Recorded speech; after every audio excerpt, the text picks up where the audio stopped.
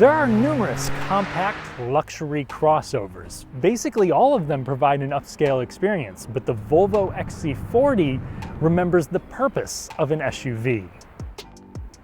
What we consider as affordable these days seems to be a touchy subject, as average purchase prices are approaching $50,000. Thankfully, the XC40 starts well below that. We're talking low 40s for a lightly equipped core model. For 2024, there are some notable changes, like standard all-wheel drive for the B5 models, which I'll drive here soon. Next to me is the Recharge, which is fully electric. This, for 2024, actually makes rear-wheel drive standard, something that was not available before. Thankfully, the design remains the same. To my eye, it looks minimalist, yet upscale. It's short in length, yet tall as well. I think it's shaped like a tasteful lump. Let me know what you guys think in the comments section. I'd also call it well-equipped. Standard on all will be proximity entry, LED headlights and taillights, along with a power rear gate. And while many companies have given up on traditional fog lights, you'll find those on the Plus, along with parking sensors and a 360 view camera. There's also a few options across the board,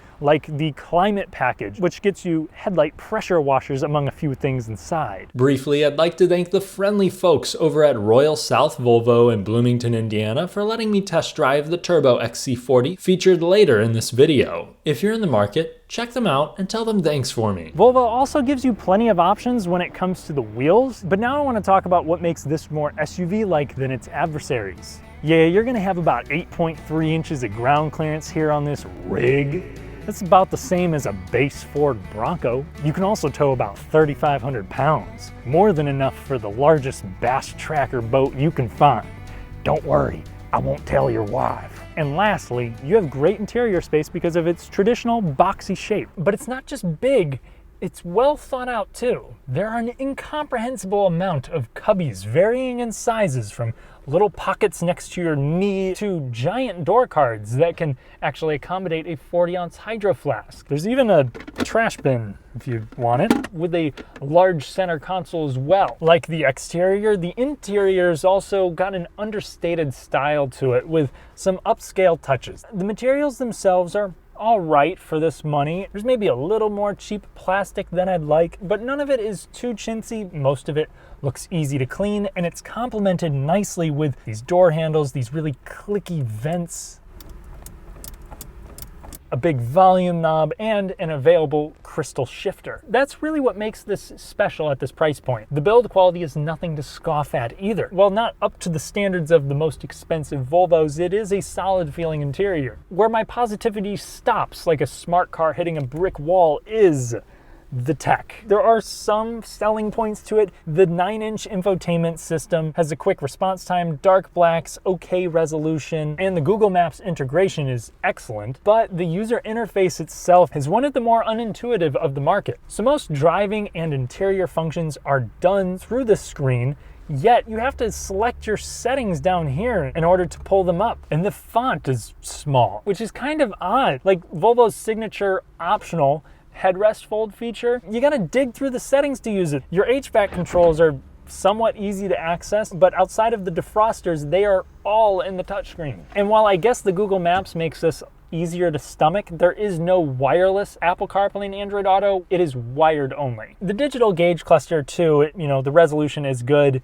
and it works well again with maps. It just doesn't really do much of anything else. And the seats, they're well shaped. You have standard lumbar adjustment, optional extendable seat cushions, and they're heated up front as standard. That climate package that I mentioned earlier adds heat to the rear seats and the steering wheel. Now for that $42,000 price tag, you're gonna have leatherette upholstery, dual zone automatic climate control, that digital dash, though I would recommend stepping up to the Plus. That way you get the panoramic sunroof, the real leather upholstery, and the foldable headrests. The most loaded Recharge models get a couple cool add-ons like these wool seats, and one of the most interesting pieces of ambient lighting that I've seen yet. Though all Ultimate trims will come with a Harman Kardon sound system that provides plenty of punch, it remains clear at high volume, and just don't expect the immersive experience that you would get with Volvo's Bowers and Wilkins systems. Sitting behind myself at 6'3", I have just enough room for my knees. I also have a fair amount of thigh thigh support, and a little bit of clearance from my head. The middle seat is also very usable,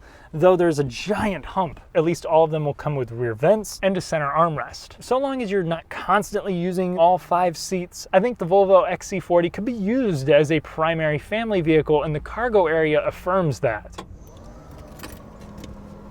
So in the trunk, you're going to have not just cavernous space, but also some storage along the side and underneath, especially since the electric model doesn't get a spare tire, though you will get that with the standard XC40. You also have rear seats that fold extremely flat and a kind of weird and small center pass-through, but it's there. Now, I do apologize, I will be wearing sunglasses right now because I've misplaced my glasses and I am a threat to wildlife and pedestrians without them. Behind the wheel, the Volvo XC40 leans into its utilitarian disposition. This starts with a torquey powertrain. Volvo keeps button spamming like a Mortal Kombat noob when it comes to power plants. They are throwing this 2-liter turbocharged inline-4 with a mild hybrid setup into just about everything. But that's not necessarily a horrible thing. So it comes with a very respectable 247 horsepower, 258 pound-feet of torque. This makes for easy passing, especially when it's hooked up to its 8-speed automatic that usually responds in an appropriate time frame, though if you start hustling it, its shifts can get a little clunky. It's not the quickest shifting transmission either. Volvo wants this to be refined rather than sporty. 0 to 60 in this thing should come in the low 6s. While that is an admirable figure for the class, you'll probably appreciate the passing power more than anything. There's also no sport mode. You can use a manual shifter if you want an engine brake or something, though I would appreciate the ability to just quickly sharpen up the transmission response. For 2024, all XC40s in the United States will have all-wheel drive as standard. This means we have a Haldex unit. It sends a maximum of 50% of torque to the rear axle and is primarily front-wheel drive, but does a great job of transitioning to all-wheel drive at a moment's notice and predicting when it needs to, so there's no slip in the first place. And this all-weather traction doesn't hurt your gas mileage too much, which is average for the class. Concerning the mild hybrid, its main purpose is to provide a smooth auto stop-start, and it works well. The engine can shut off, yet I still retain full control over the steering wheel. Ooh, you can really hear the turbo. Outside of that, it kind of just sounds like a regular 4-banger. Pulling up to 65 miles per hour, the XC40 feels solid. The steering requires minimal correction. Wind noise is not too pronounced. Tire noise does make its way into the cabin a little bit more, but overall, when you pair this up with the extendo seat cushion, it's a pretty good highway cruiser. Now on a road that receives less attention than my channel did a few years ago, the XC40 handles the small to medium-sized imperfections in a smooth manner, but at the same time, it's not plush. Larger imperfections will break their way into the cabin, but I'm still satisfied with it. Around these roads, it feels controlled, and because the suspension has some firmness to it, as you bring it up to higher speeds, this is not a canyon carver. It feels kind of heavy. The steering up front is very numb, and the front end doesn't react all that quick. Body roll isn't too awful. And the steering is precise with a light weight to it, though you can put it into steering feel firm, which may actually go a little bit too far. This does handle with some substance to it, despite its cute proportions. Just don't expect it to feel entertaining or playful in the slightest. Now I'll hop into the electric version. So for 2024, this actually gets an improved range by about 30 miles. We also now have a rear-wheel drive version. That uses a new rear motor and the same battery to achieve nearly 300 miles of EPA estimated range. It still provides plenty of horsepower and torque, and it comes with faster 200 kilowatt charging versus this, which, while it's still better than it was in the past, is capped at 150. Keep in mind that's only in the right conditions and if you can actually find a fast charger. Unfortunately, only Tesla superchargers are close by for me. The nearest level 3 station for the Volvo here in Bloomington, Indiana, a city of 80,000 people, is an hour away. I also don't have nightly access to a level 2 charger in my new apartment complex, highlighting a bigger issue that I'm sure keeps many Americans skeptical of EV ownership. Let's talk about power. So with the all-wheel drive model, you'll have 402 ponies. 0 to 60 in 4.2 seconds for an SUV that you can easily get for the mid $50,000 range is impressive.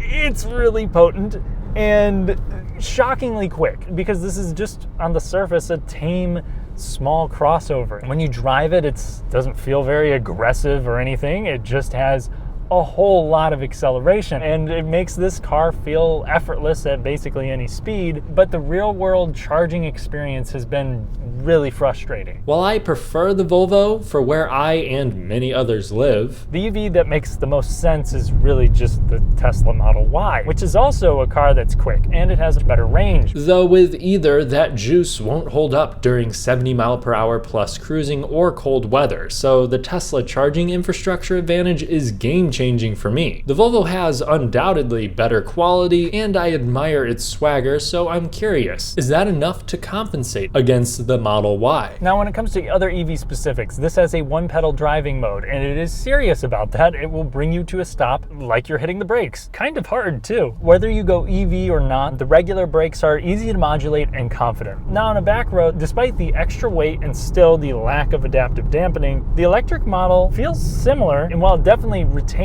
that sort of heavy feeling and the firmness over large bumps, because of its lower center of gravity, it seems to turn in just a little bit sharper, maybe a hair less body roll. I'm impressed with the recharge, especially after driving it back to back with the standard model. If you have the infrastructure around you to support it, I would recommend it over the standard model, as the cost difference isn't too big. For me, I'm sticking with the B5. When it comes to active driving aids and safety, Volvo consistently lands near the top of the class, though when it comes to the convenience stuff, you gotta pay more for it. At least all will have blind spot monitoring. It also helps that there is plenty of visibility, helping make this an approachable SUV to drive. Now, an area where Volvos as of late have not performed all too well is reliability. And it's not because we're seeing a lot of engine and transmission failure, but more so a lot of little electrical bugs, especially with the mild hybrids having a battery draining issue, which seems to be less prevalent as of late. But that issue was a serious one. Thankfully, most people seem to be happy with the XC40. The only common problems I could really find were related to finicky brake rotors, a sunroof gurgle that Volvo would fix if you ran into it, and a canister purge valve issue. Nothing too serious, so I'm not afraid to recommend the XC40, but I'm still going to advise a Lexus to those that highly prioritize longevity. The Volvo XC40 is a luxury crossover for people who need it to be more than just premium. This brings utility that some mainstream brands can't match, while also adding in that understated,